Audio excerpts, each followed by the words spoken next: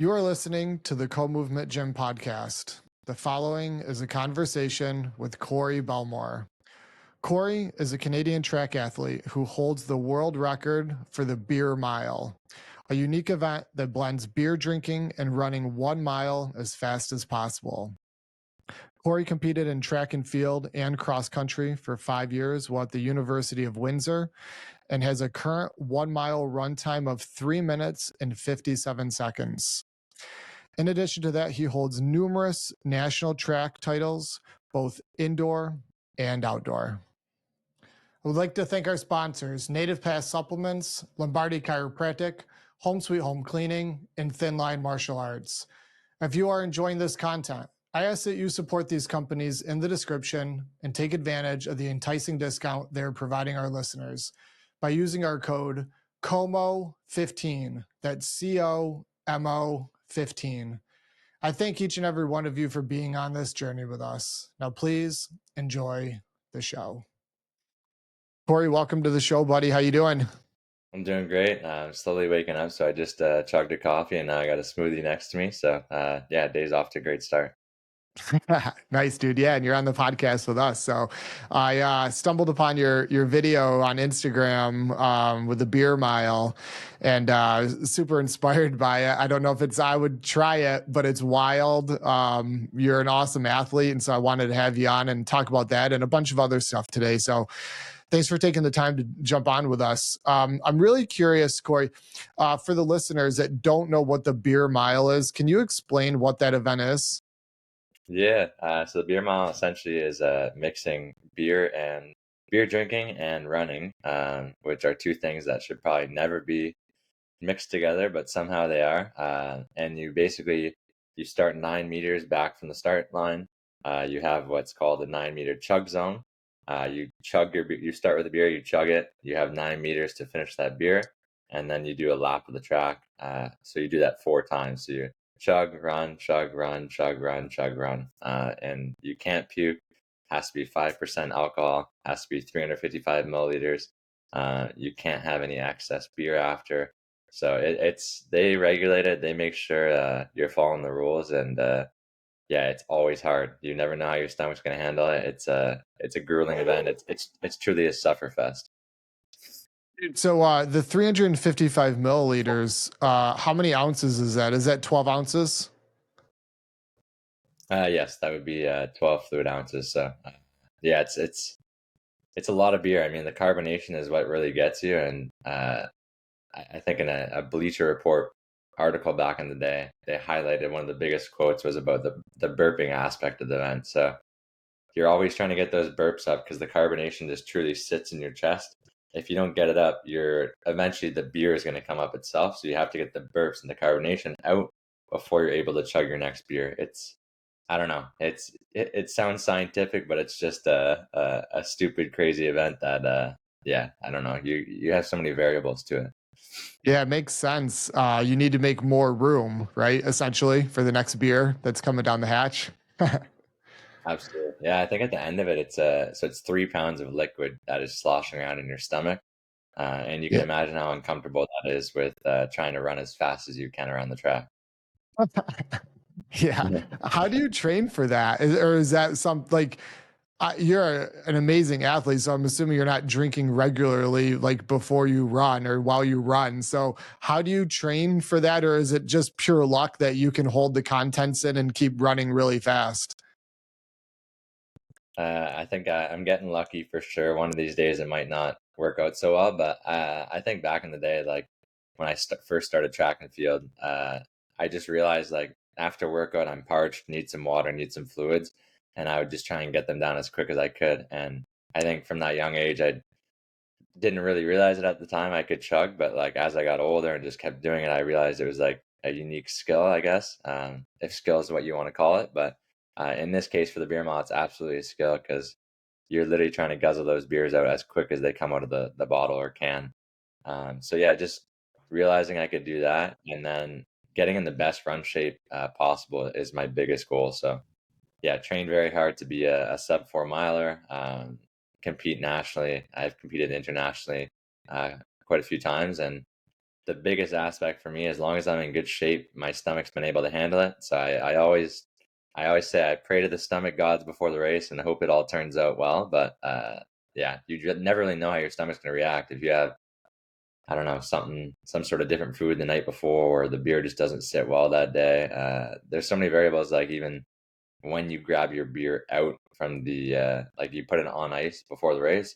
Some people take it out right before, some people take it an hour before, some people like their beer warmer. So yeah, you sort of got to find out what works for you. And I think unfortunately, I've done enough of these to know what works.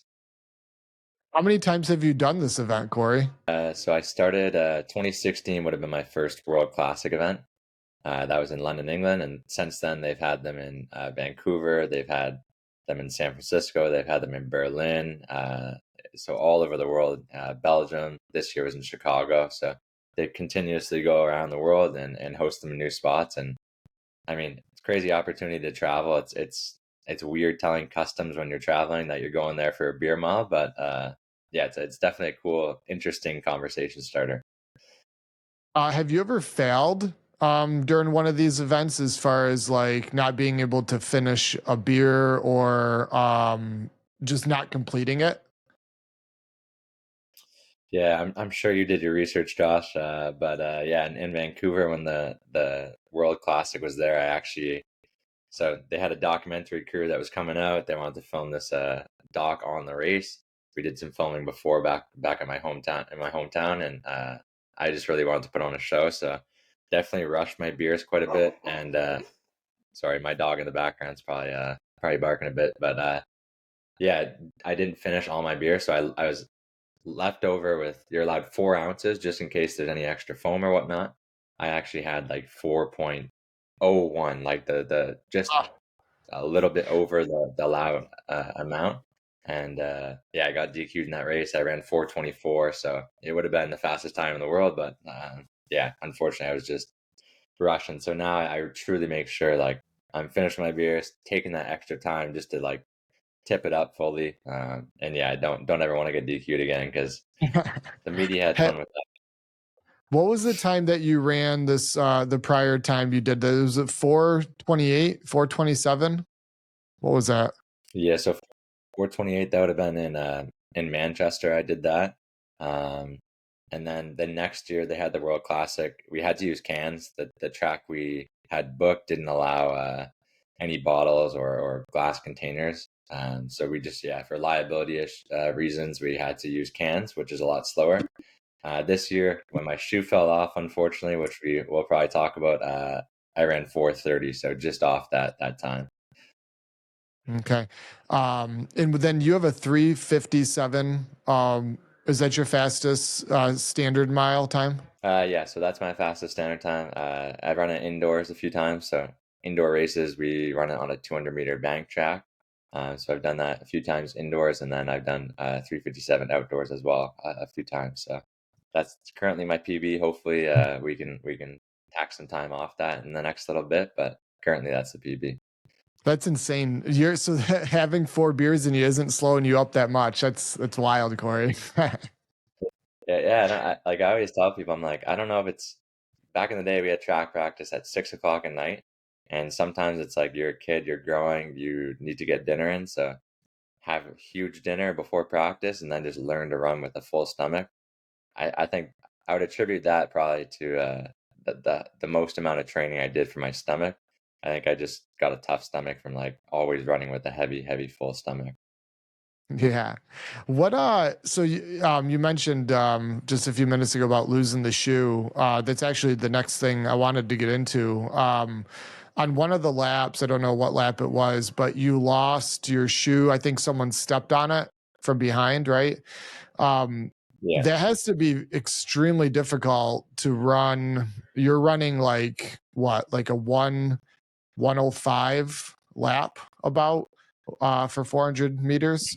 And you're running obviously off balance and the impact on your bare foot there. Tell me about that experience. Yeah, so it was we had I think 22 guys lining up on the beer mile, which is pretty massive for that kind of race. So everyone gets out. Usually most guys can chug the same rate as basically as fast as it comes out.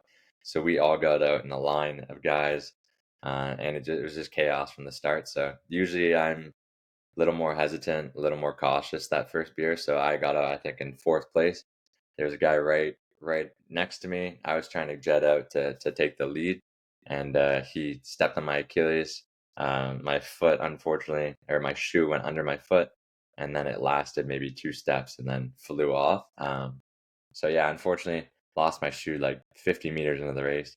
Had to run the rest of the race with yeah. They called me Shoeless Joe. So I had one shoe, and I was definitely off balance a little bit. Also, the new technology in the shoes. So these were carbon plated spikes. So the one shoe, I'm just getting so much like propulsion and so much pop. And then my other foot, the inside foot, is just smacking on the ground. I'm just not really getting that same sort of spring. So it's just really awkward feeling race. My foot was definitely getting banged up and shredded. And I do land pretty heavy on the side of my foot. So I actually had an L chunk of skin that had completely ripped off my toe. And then obviously just bruised and shredded all down the side. So yeah, not the most enjoyable race. The beer mile never is, but that definitely did not help. Yeah, I think the first lap I certainly went out hard. I think I went out and would have been a 55 second 400 meter. With the chug, I think it was a 1 minute 101. But I think I was just like I had adrenaline going through me. I think I was a little pissed off that my shoe got um, stepped on, but yeah, I mean, no regrets either way. Yeah, that's wild. The technology piece you just brought up, I'm somewhat familiar with the carbon plated shoes there and with that propulsion piece. So Hmm. the barefoot is just almost like a dead foot, right? As compared to the other side. Um, yeah, they Oh had yeah, to have been very difficult. And it sounds like you supinate quite a bit. Is that right? When you run, you're laying on the outside of the yeah, feet. Yeah. Yeah. So that's that's absolutely yeah. correct. And like, Yeah. So the foot was taking a sorry, you go. beating. Yeah, the foot definitely took a beating. Yeah, it didn't feel good at all. I mean, from the moment it came off, you could just from the first couple steps, you could feel it was going to be a long race. And I mean, a lot of people say like, "Why don't you stop? Why don't you put it back on?" I mean, no one in a race is gonna like hindsight's 2020, obviously, but like no one's gonna stop, put a shoe back on, and then go rip the race. It's just like those are the cards you're dealt with, and you sort of just got to roll with it. Yeah, it definitely didn't feel good after the race. My fiance came over to me and she's like, "How's your foot?" She grabbed my foot and her hand was just full of blood. So, yes, I mean, I don't think anyone really realized my shoe came off that early. I was wearing a sock that looked pretty much identical to the shoe I was wearing. So a lot of people didn't realize, even in the live stream, they didn't realize till probably at least halfway through the race. Yeah, yeah, there would have been no way, Corey, to stop and put that on. Like, by the time you backtrack for the shoe, you're going to get run over by everyone behind you. Um, and you're going to Exactly. lose, gosh, I would say 10, 15 seconds. Like, I don't know, that I wouldn't have stopped either. I would have just hammered it like you, hoping for the best. Yeah, exactly. So, I mean, and like, I think the way I run too, like I am a like bigger stature of a runner. I do like come from a more speed power background, so I like to put a lot of force into the ground, which is great if you have shoes on. You get a lot of like pop off that. Uh, if you don't have shoes on, it's not like you're just yeah, like you said, just a dead foot slapping the ground and trying to get some sort of pop off the ground, but you're not getting the same return you're putting into it.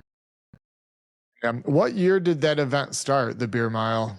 How long has it been going on for? I believe the first one was 2015 in San Francisco. So they had, I think it was Treasure Island, yeah, in San Francisco, and then it's been running every year since. So I know COVID obviously stopped it. They did a virtual one that year, but yeah, it's been since 2015, and the actual beer mile itself, I believe it was the 1990s, late 1980s. That's sort of when the beer mile started. It was a group of guys from Canada.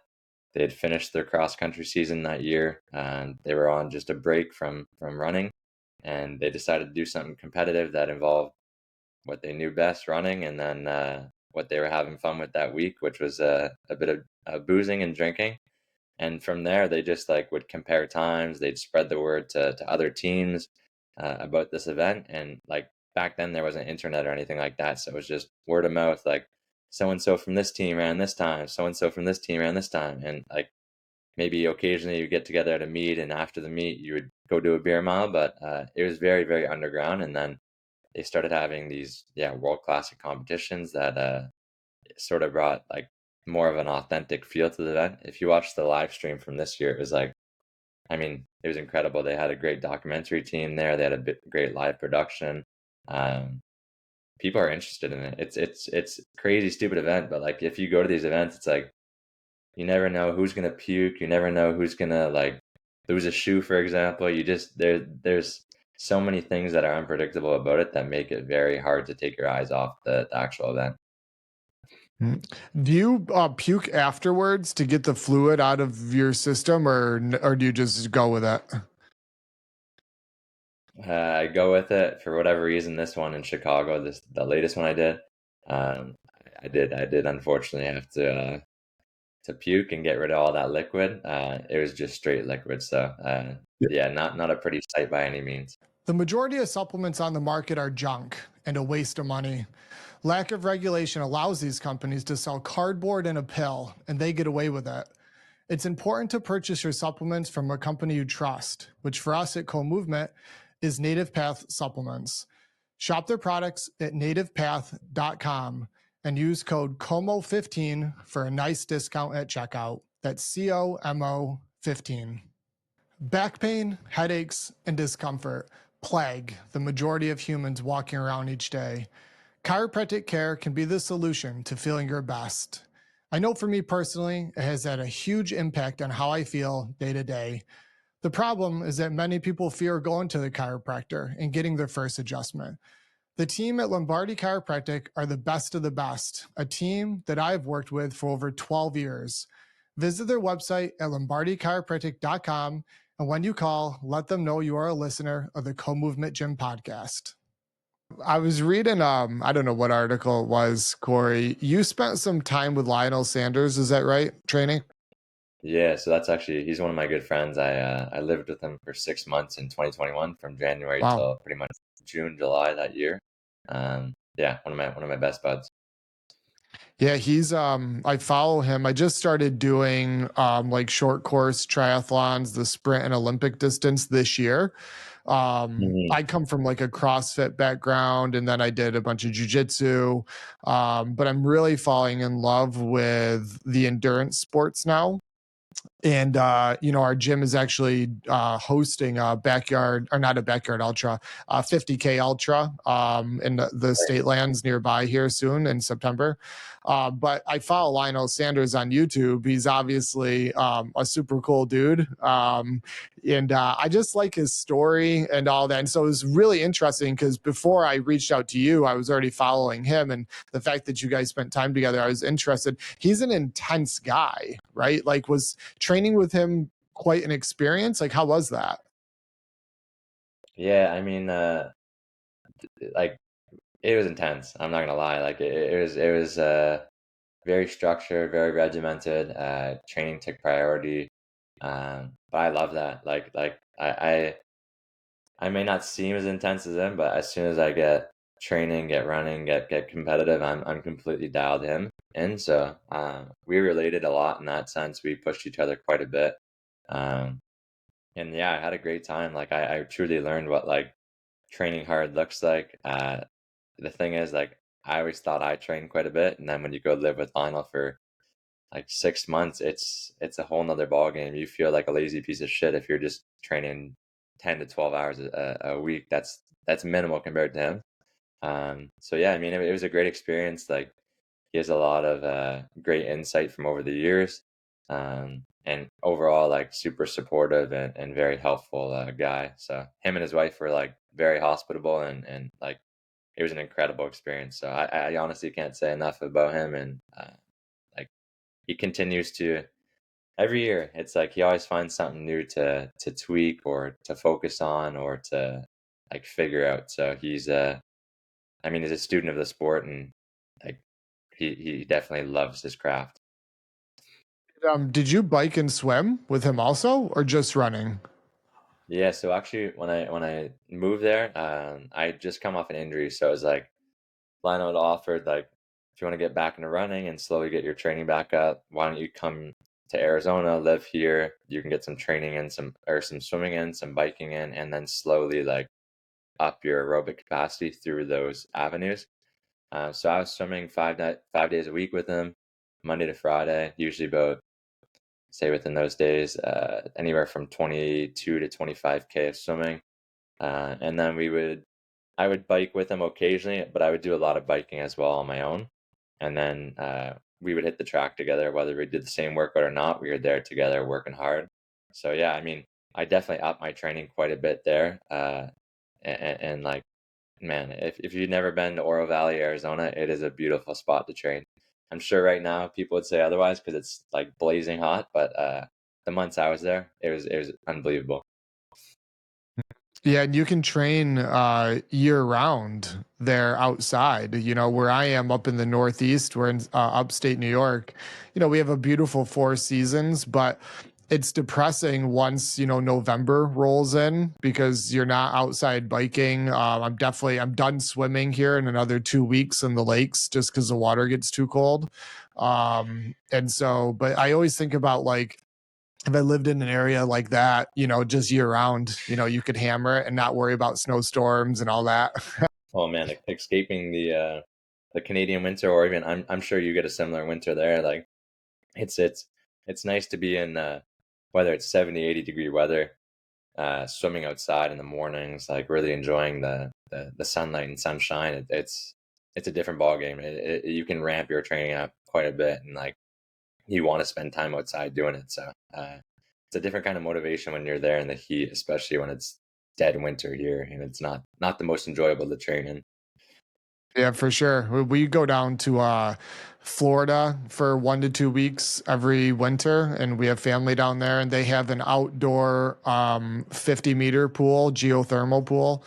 And I'm there by Mhm. like 7:30 in the morning, and it's just awesome. It's 75 degrees already. People are outside. Um, it's just a whole nother environment. And then, you know, you go home, have some breakfast, relax, and then maybe go for a long bike ride. It's just a perfect environment for training. Oh, 100%. Yeah. It just like you want to keep moving, you want to keep being outside, like you want to keep doing things. And like, I mean, I'm sure like it seems like you love training the same way. So it's like, yeah, you get your stuff done in the morning, you can relax a little bit, have some food, and then you want to keep going. You want to go down on the bike, you want to go for a run, you want to lift some weights. Like it's it's it's rewarding and fun to feel like that those endorphins after exercising.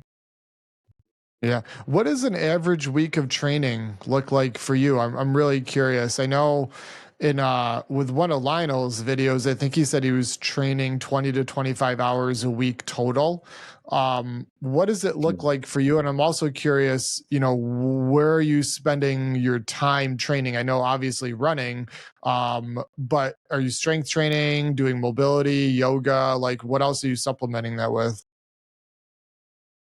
Yeah. So I'd say like had a great training setup this spring and summer, and I was actually swimming 4 times a week. So it wasn't always the same days, but I would get in 4 swims a week. Was running 7 days a week. Some of those days were doubles, or some of the days like the pool was 2.5K from where I was living. So I would actually run there with my swim bag, jump in the pool, grab my running stuff, put it back on, and then run back home, and then do some sort of run at night. But yeah, so swims 4 times a week, biking 1 to 2 times a week for sure, and then the runs, yeah, 7 days a week. 2 of those days would be a workout day.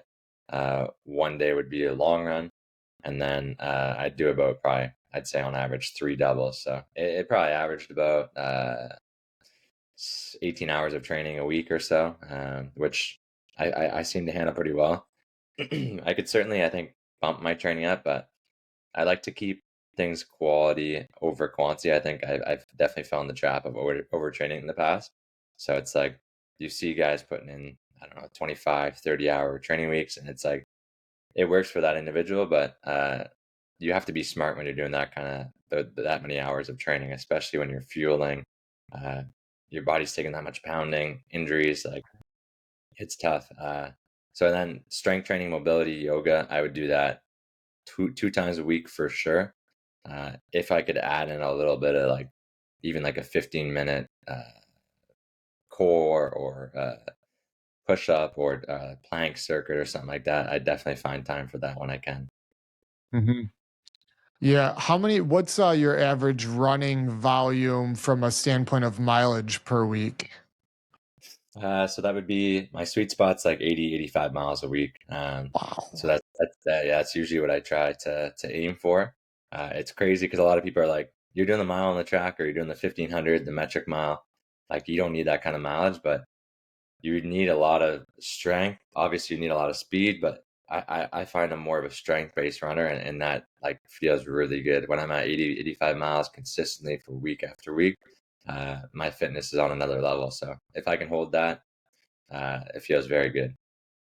When you do your long run, because I do a long run one time a week also. I'm assuming you do one, maybe you do more, but what is your long run distance on average, Corey? I'd say on average, it'd be about 14 to 15 miles, somewhere in and around there. Um, I think my longest run that I've gotten is just over 2 hours. Um, and then with Lionel in Arizona, actually, or sorry, Lionel and I went to Hawaii before Kona one year, and we did a couple like 31K runs on the Queen K in the blazing heat, which yeah, doesn't promote good memories. It was a sufferfest for sure. That kind of humidity and that kind of heat was a different ballgame. Yeah. Why do you? I'm interested. You're a runner by trade. Like that's what you do. Why are you swimming 4 days a week and biking 1 to 2 days a week? Is it just to train different muscle groups and still benefit the aerobic system without overtraining just running patterns? Is it because of enjoyment, boredom? Like what? Why? That's interesting because I talked to quite a few athletes swimming 4 days a week, biking 1 to 2 days a week on top of all the running you're doing. Why do you add those other two things in there? Yeah, so like it's just a low impact way to get in a little bit extra training. Your body can certainly handle more than 12 hours of training if you work up to it.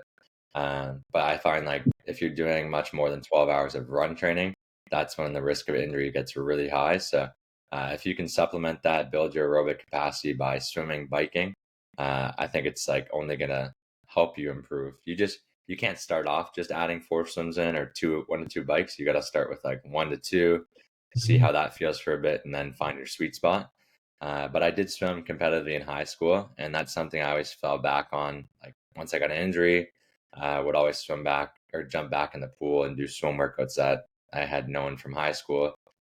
Biking something I sort of picked up, but I just honestly I enjoy getting on the bike. I enjoy getting workouts in, and I do find once I get on the bike, supplemented with that run training, like my fitness, I can get my fitness up to another level and hold that as long as I'm continuing to add that in. So yeah, I enjoy. I guess the question, like the answer to the question, is all of the above. Like I enjoy it. I can get extra training in, and then it just yeah keeps me less bored and keeps me more excited to continue to train. Yeah. Have you ever done a triathlon? I didn't see when I was researching and looking stuff up about you. I didn't see if you've competed in triathlon. Yeah, I have done a triathlon. It was probably the worst experience that anyone could have in their first triathlon. It was a Kids of Steel back in the day, and it was like short distances. I think I was in grade like 5 or 6. So just a youngster, and I swam in the water, got tons of water down my throat, like it's disgusting water. So I puked during the swim, got out of the water, was on like a crappy mountain bike. So all these kids are on road bikes destroying me. So I'm like working my absolute hardest, but it's like when you have a slow, heavy bike, you can only do so much. Um, So I was huffing and puffing, and then I got to the run and I got stung by a bee.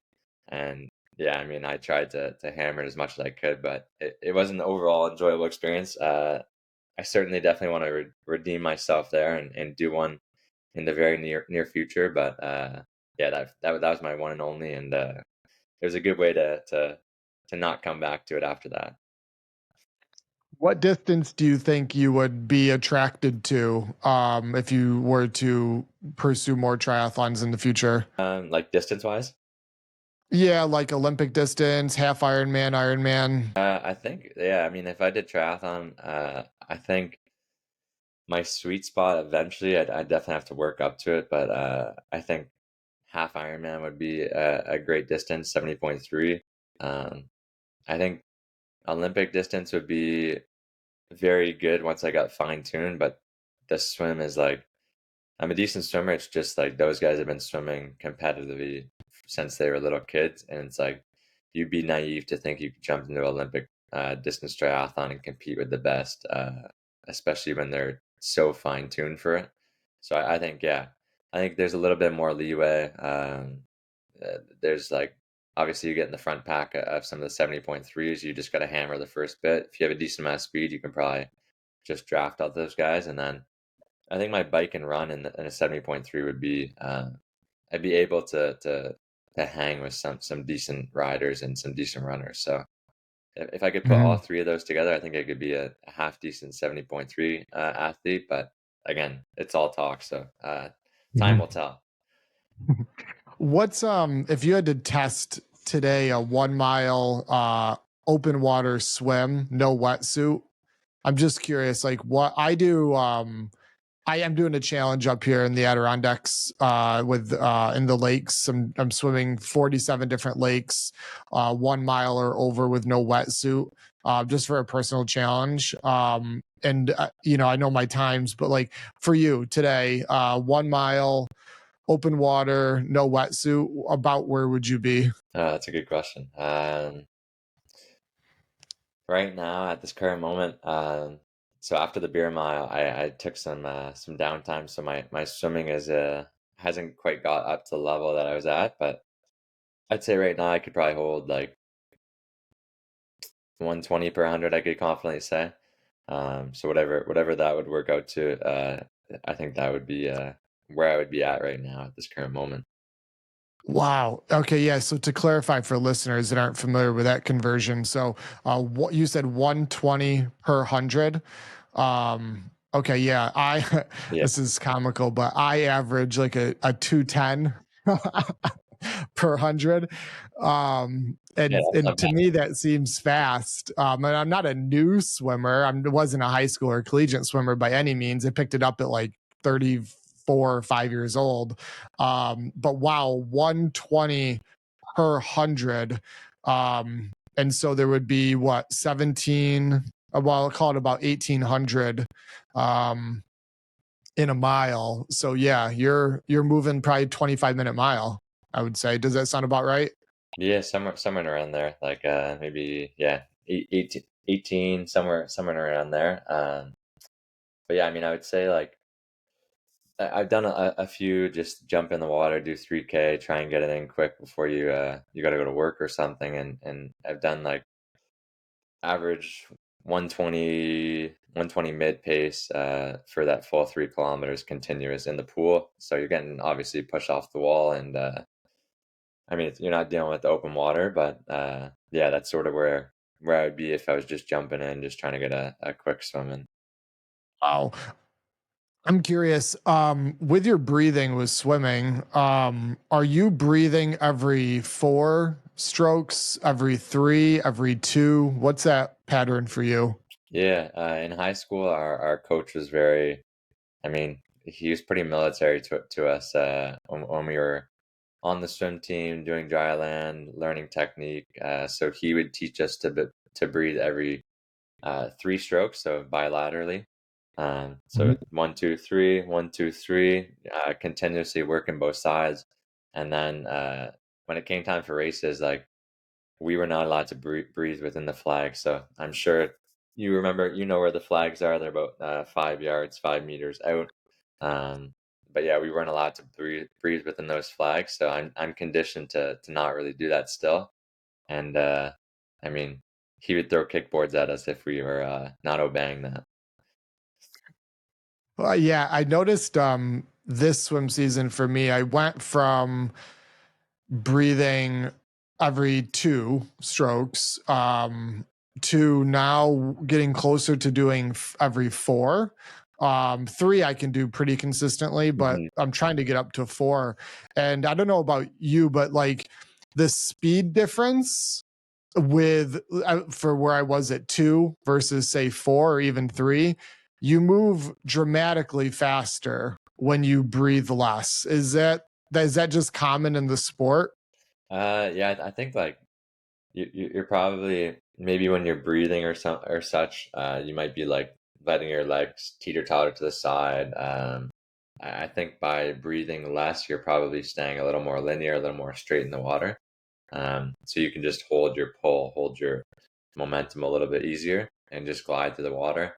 Like it's kind of crazy because I know even Lionel has compared it a few times, but swimming is like golf. Like a lot of kids that pick it up at a young age, they just have natural good form, good swing on the golf course, or like just good technique in the water at a young age. And say a young golfer can drive it. I don't know. They can drive it further than me. They could drive it easily over 200 plus yards. And I mean, there's 12-year-old girls that could swim easily faster than me. So it's just like if you get that technique down young, um, like you can really expand off that. And like that's the thing for me. You said you started swimming at 30 years old.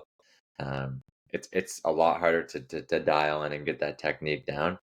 It's like learning a new language when you're older. It's way harder to learn it when you're older as opposed to like that muscle memory when you're young. Law enforcement officers have one tough job. While some calls may be routine, many are not, oftentimes putting officers in unpredictable situations. Thinline Martial Arts is an apparel company that promotes defensive tactics training for officers so that they can be equipped to safely handle a hand to hand combat situation. Purchasing apparel from Thinline Martial Arts promotes this message and allows more officers to attend training. Go to thinlinemartialarts.com and use code COMO15, that's COMO 15, to receive a 15% discount on us. Did you know a clean house reduces anxiety, increases your productivity, improves sleep, and decreases stress? Yes, all of those health benefits just from having a clean house. The problem is that no one finds cleaning fun, except for the great folks at Home Sweet Home Cleaning. Mention the Co-Movement Gym podcast and receive 20% off deep cleans for all clients who sign on using their reoccurring services and start enjoying a clean house today. So, all right, I was reading an article, I think it was in 2020 on Running Magazine. You were raising awareness for eating disorders. Um, what inspired you to start talking about this topic? Because I run across this. We work at I own a gym, and I talk to a lot of different people, and this is fairly common, especially the higher up you go in athletics. So tell me about like what inspired you to write that article and to promote awareness with that. Yeah, I think it's not really talked about from a male standpoint or in athletics enough, but it's there. It's always been there. So like for me, I sort of fell into the trap of like you want to do more to get better. You want to do more to like to look a certain way. Maybe so my mindset was like to be faster, I have to be lighter, I have to look like the Kenyans. I just disregarded like what works for me and like maybe what my strengths were, which is being more of like a speed power athlete. That's maybe a bit bigger in stature, but yeah, I fell into that trap of like I have to lose 10 pounds to be faster, and I did hear that from like some other athletes as well. They kept promoting that, and eventually I just hit a point where I'm like I hit a plateau, and I'm like, okay, I'm gonna do as an elite athlete. I want to do everything I can to be even better and compete with the best. And maybe this is the way to sort of get that breakthrough. So I definitely started on refueling, started really cutting back, not doing it in the most healthy ways, like doing things that deterred me from eating, putting habits in place that maybe not think about food, um, trying to go to bed early just to like get out of the kitchen.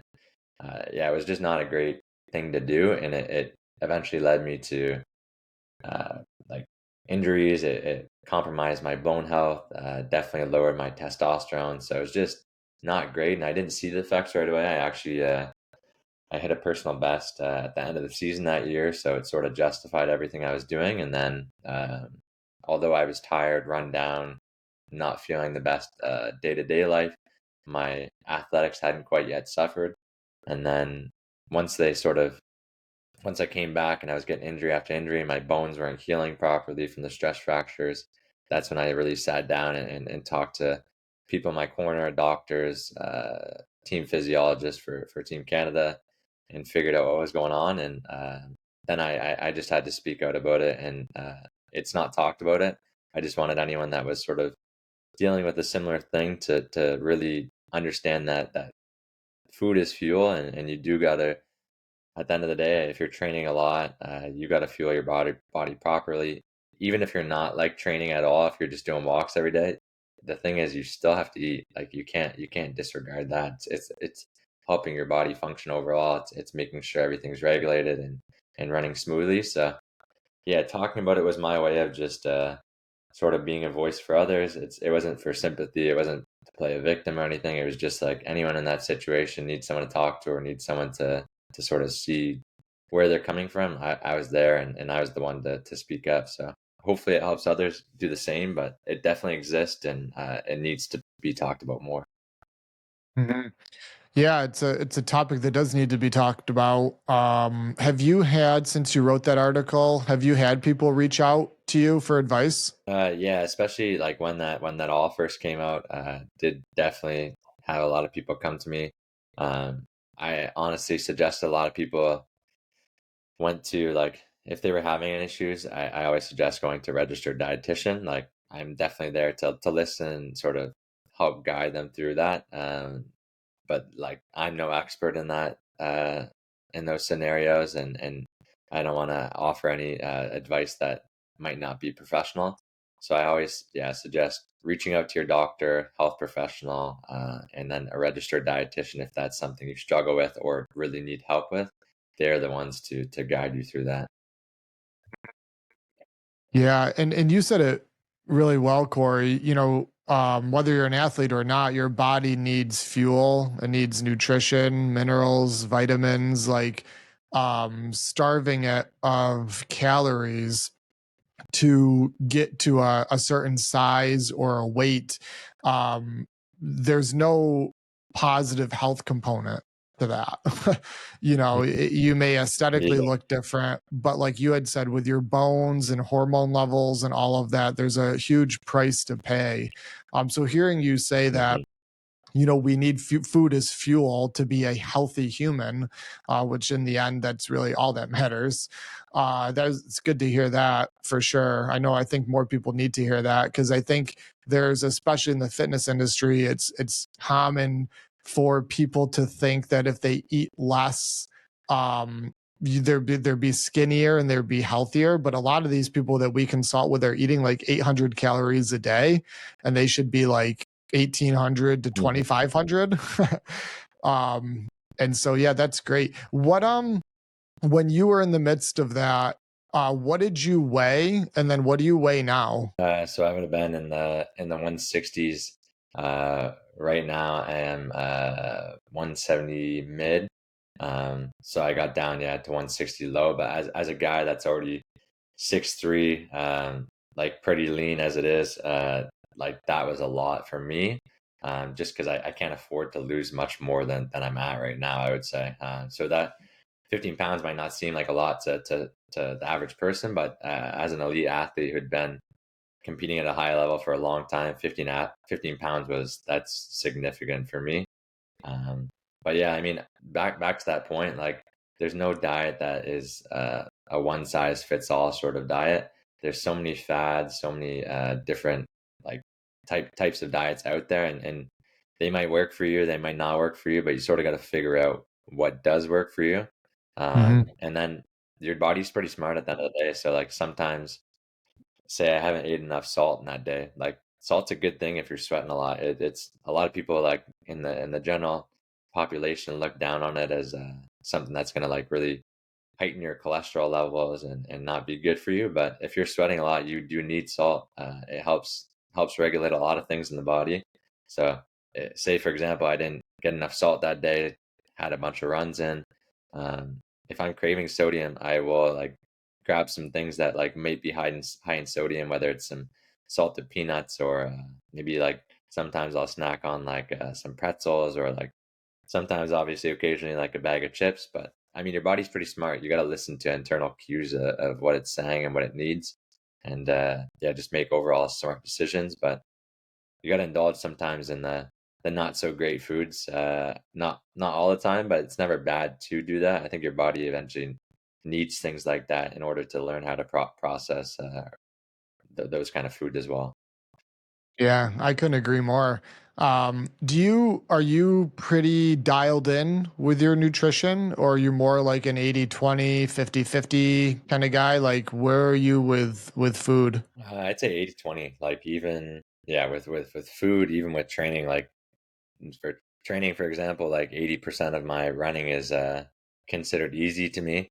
20% is like dialed in very hard. I'd say with nutrition, 80% of my nutrition is very good foods that I really need. 20% is just calories that make up for the exercise I'm doing that day. And you need a balance at the end of the day. If you're going to, I don't know, a family party or you're going to a bakery or something like that, and you see a really good pastry, like, I'm sorry, but I'm not holding myself back from having a cookie just because I think it's gonna cost me 2 seconds in a race. That's not it. If you're putting in the work, you can afford to have a little bit extra sometimes. Yeah, what's your go-to cheat meal?